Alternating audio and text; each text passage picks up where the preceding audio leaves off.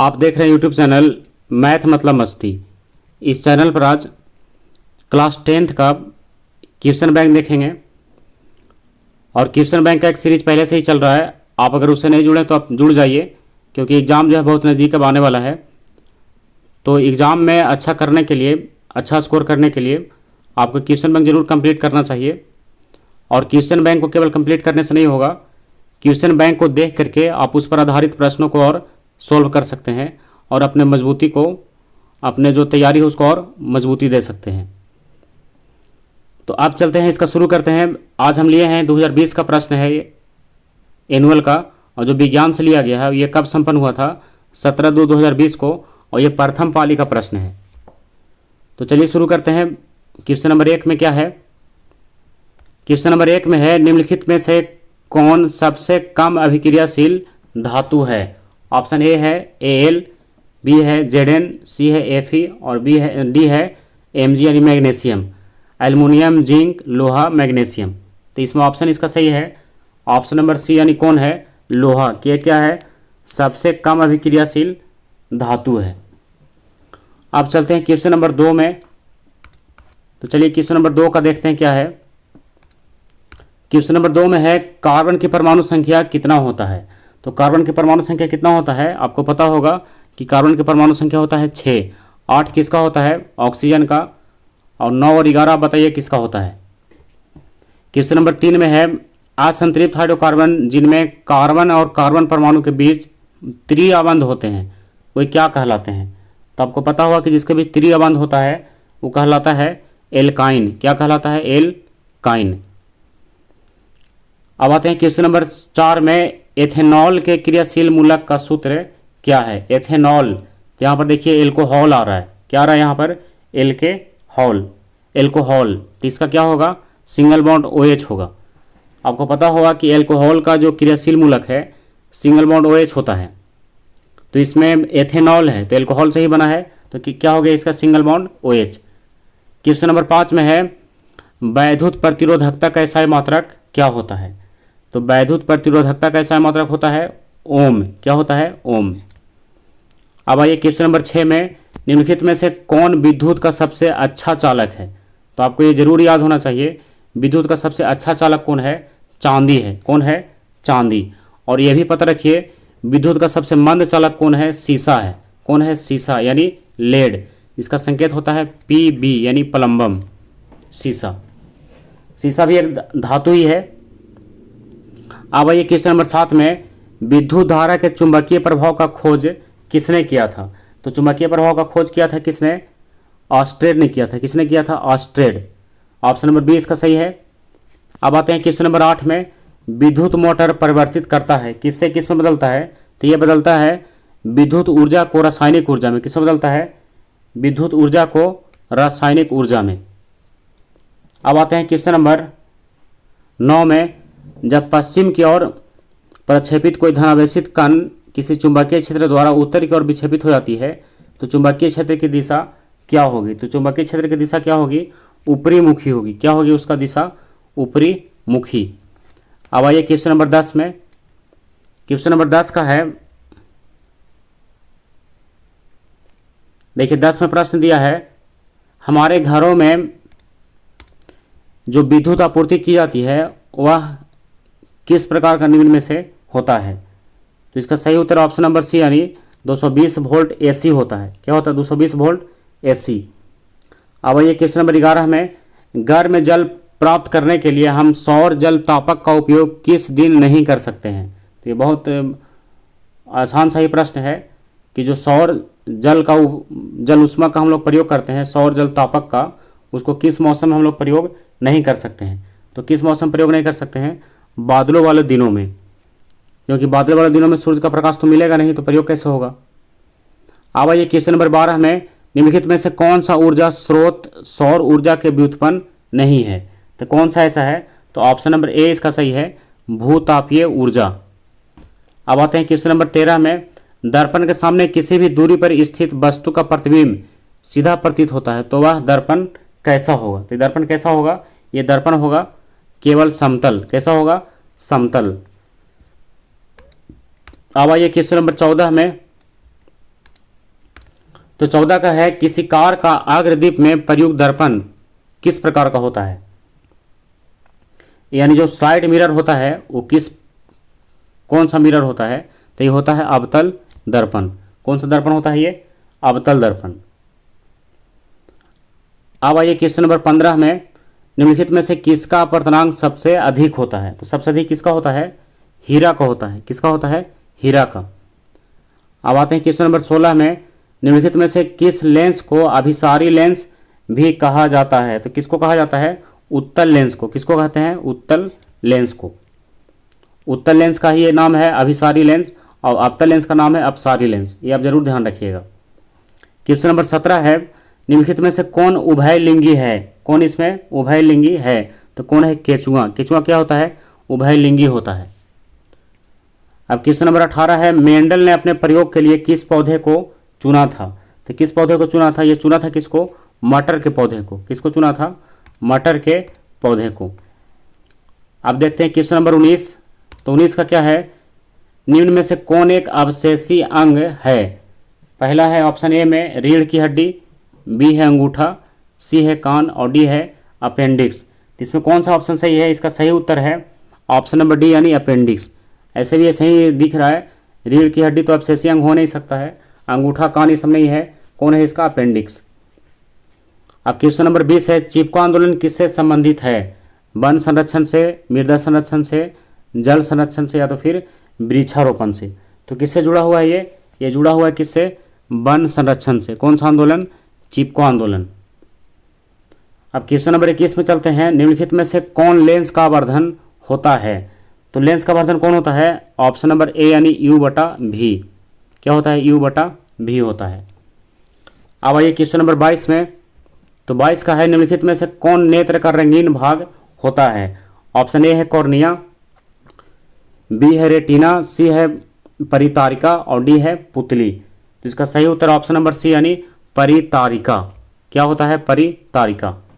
Question number 23 है, वायुमंडल में प्रकाश के किस वर्ण का प्रकीर्णन सबसे अधिक होता है? तो सबसे अधिक किसका होता है? नीला का होता है। सबसे अधिक किसका होता है? नीला का।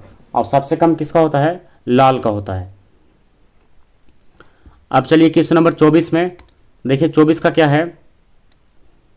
24 में प्रश्न है, प्रकाश की किस घटना के कारण सूर्य हमें वास्तविक सूर्योदय से लगभग 2 मिनट पूर्व दिखाई देने लगता है? तो किस घटना के कारण? वायुमंडलीय अपवर्तन के कारण। तो ऑप्शन नंबर बी इसका सही है। अब आइए क्वेश्चन नंबर 25 में, आधुनिक आवर्त नियम के अनुसार तत्वों के गुणधर्म निम्नलिखित में से किसके आवर्त फलन होते हैं? तो आपको जरूर याद रखना चाहिए किसका आवर्त फलन होता है? यह होता है परमाणु संख्या का। आधुनिक आवर्त सारणी का निर्माण किसने किया है? यह किया है मोसले ने। किसने किया है? मोसले। आप पढ़े होंगे केमिस्ट्री में ये सब। और इसमें आप ये भी पढ़े होंगे कि आधुनिक आवर्त सारणी में वर्गों की संख्या कितना है? 18 है, और आवर्तों की संख्या 7 है।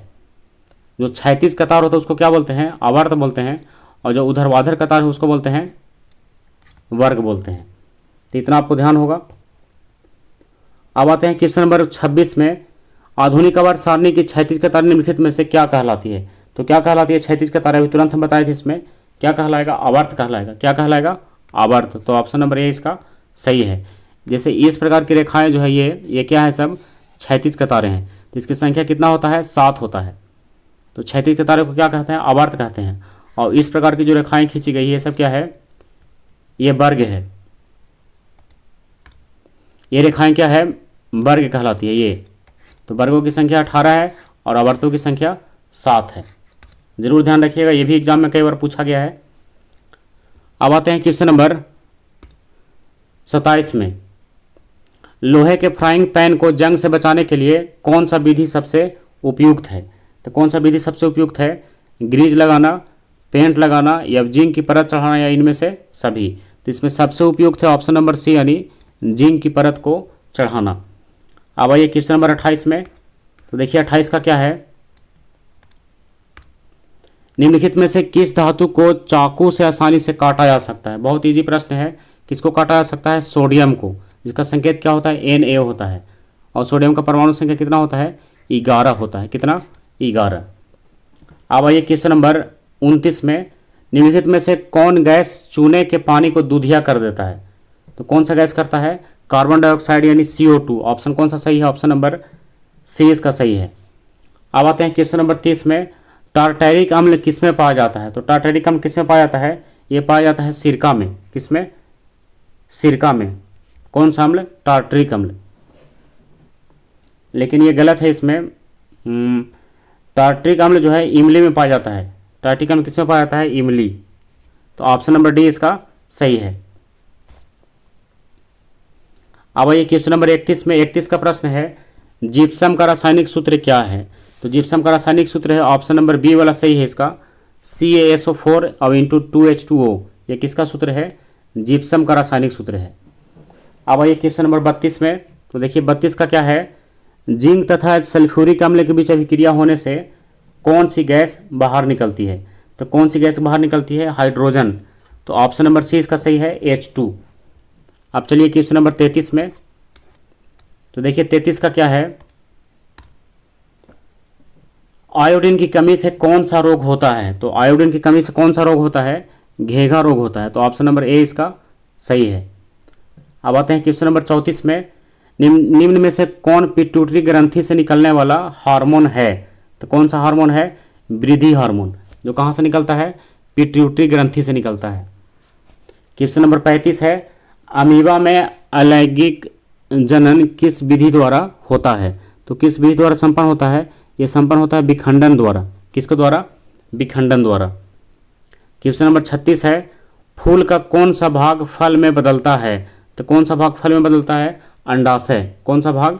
अंडाशय। अब आइए क्वेश्चन नंबर 37 में, अस्टोमाटा के खुलने और बंद होने की क्रिया को कौन नियंत्रित करता है? ऑप्शन ए है द्वार कोशिकाएं, बी है सहचर कोशिकाएं, सी है चालनी कोशिकाएं और डी है मूल रोम। इसका सही उत्तर है ऑप्शन नंबर ए यानी द्वार कोशिकाएं। क्या करती है? अस्टोमाटा के खुलने और बंद होने की क्रिया को नियंत्रित करती है। अब आते हैं क्वेश्चन नंबर 38 में। 38 में है, निम्न में से कौन ब्रिक की रचनात्मक एवं क्रियात्मक इकाई है? तो इसका सही उत्तर ऑप्शन नंबर बी यानी नेफ्रॉन। तो नेफ्रॉन क्या है? ब्रिक के रचनात्मक और क्रियात्मक इकाई है। अब चलिए क्वेश्चन नंबर 39 में, देखिए 39 का क्या है, मानव का प्रमुख उत्सर्जी अंग निम्न में से कौन सा है? ऑप्शन ए है ब्रिक, बी है किडनी रक्त, सी है श्वेत ग्रंथि और डी है अग्नाशय। तो इसका सही उत्तर ऑप्शन नंबर ए यानी ब्रिक, यानी जिसको हम लोग कहते हैं अंग्रेजी में किडनी। अब आते हैं क्वेश्चन नंबर 40 में, एंड्रोजेन क्या है? नर लिंग हार्मोन है, मादा लिंग हार्मोन है, पाचक रस है या इनमें सभी है? तो इसका सही उत्तर ऑप्शन नंबर ए यानी नर लिंग हार्मोन। अब आइए क्वेश्चन नंबर 41 में, जब किसी अभिक्रिया के समय किसी पदार्थ में ऑक्सीजन की वृद्धि होती है तो उसको कौन सा अभिक्रिया कहा जाता है? इसको कौन सा अभिक्रिया कहते हैं? उपचयन। कौन सा अभिक्रिया कहेंगे? उपचयन। अब आते हैं क्वेश्चन नंबर 42 में, अम्ल का पीएच मान कितना होता है? तो अम्ल का पीएच मान कितना होता है? 7 से कम होता है। आपको पता होगा कि अम्ल का पीएच मान 7 से कम, और जो अम्ल के बाद क्षार का पीएच मान 7 से अधिक होता है। और 7 किसका होता है? तो 7 से कम हो गया, ये 7 से अधिक हो गया। और 7 किसका होता है? तो क्षार होता है उदासीन का 7 होता है। अब फिर से एक बार समझ लीजिए, 7 से कम होता है अम्ल का, और 7 होता है उदासीन का, और 7 से अधिक होता है क्षार का। जैसे शुद्ध जल का पीएच मान 7 होता है क्योंकि यह उदासीन होता है, इस टाइप से। अब आते हैं क्वेश्चन नंबर 43 में, धोने का सोडा का रासायनिक सूत्र इसमें से कौन सा है? तो कौन सा सूत्र इसमें से सही है? ऑप्शन नंबर ए का Na2CO3। धोने के सोडा का रासायनिक सूत्र कौन है? Na2CO3। लेकिन इसमें ऑप्शन नंबर सी को सही माना जाएगा क्योंकि 10H2O अगर लगा हुआ है तो यही ऑप्शन इसका सही होगा। ऐसे Na2CO3 काफ़ी है, लेकिन अगर यहाँ पर लगा हुआ है 10H2O तो उसी को सही बनाइएगा। तो ऑप्शन नंबर सी इसका सही है। अब आते हैं क्वेश्चन नंबर 44 में। 44 का है, अच्छा इसमें धोने का सोडा का तो Na2CO3 इंटू 10H2O हो गया, और एक है खाने का सोडा तो उसका होता है NaHCO3। ये किसका है? ये खाने वाला सोडा का है, NaHCO3। क्वेश्चन नंबर 44 में है, मधुमक्खी का डंक एक आम्ल छोड़ता है, तो यह कौन सा आम्ल रहता है? तो उसका नाम बताना है। जिसके कारण दर्द और जलन का अनुभव होता है। तो इसका सही उत्तर ऑप्शन नंबर ए, यानी कौन सा अम्ल? मेथेनोइक अम्ल। कौन सा अम्ल होगा इसका? मेथेनोइक अम्ल। अब चलते हैं क्वेश्चन नंबर 45 में। तो देखिए 45 का क्या है? 45 का प्रश्न है, अमीबा अपना भोजन कैसे पकड़ता है? तो कैसे पकड़ता है अमीबा अपना भोजन? स्पर्शक द्वारा, जीभ द्वारा, कूटपाद द्वारा या फिर मुंह द्वारा। तो कैसे पकड़ता है ये? कूटपाद द्वारा पकड़ता है। अब आइए क्वेश्चन नंबर 46 में, कौन सा एंजाइम वसा पर क्रिया करता है? तो कौन सा एंजाइम वसा पर क्रिया करता है? लाइपेज नामक एंजाइम। कौन सा एंजाइम? लाइपेज नामक एंजाइम। अब आइए क्वेश्चन नंबर 47 में, किस प्रकार के श्वसन से अधिक ऊर्जा मुक्त होती है? तो किस प्रकार के श्वसन से? वायवीय श्वसन से। कौन से श्वसन से? वायवीय श्वसन। मछली का श्वसन अंग कौन सा है? मतलब श्वसन करने वाला अंग जो है उसका नाम बताना है। तो कौन सा अंग होता है? गिल्स। इसको क्या बोलते हैं? गलफड़ा भी बोलते हैं। तो इस प्रकार आज के वीडियो में क्वेश्चन नंबर 1 से लेकर के 48 तक कंप्लीट हो गया। और आपको पता होगा कि 2020 में क्या होता था? 48 प्रश्न होता था, जिसमें 40 प्रश्नों का उत्तर देना होता था। 48 में 40 का। और वर्तमान समय में क्या है कि 40 प्रश्न तो बनाना ही है, लेकिन उसमें 80 प्रश्न रहता है, और जिसमें बनाना रहता है कितने प्रश्न को? 40 प्रश्न को। तो आज का वीडियो यहीं समाप्त हो गया। अगले क्लास में हम लोग फिर से इसी टाइप का कोई वीडियो देखेंगे जो क्वेश्चन बैंक से रिलेटेड रहेगा। तो तब तक के लिए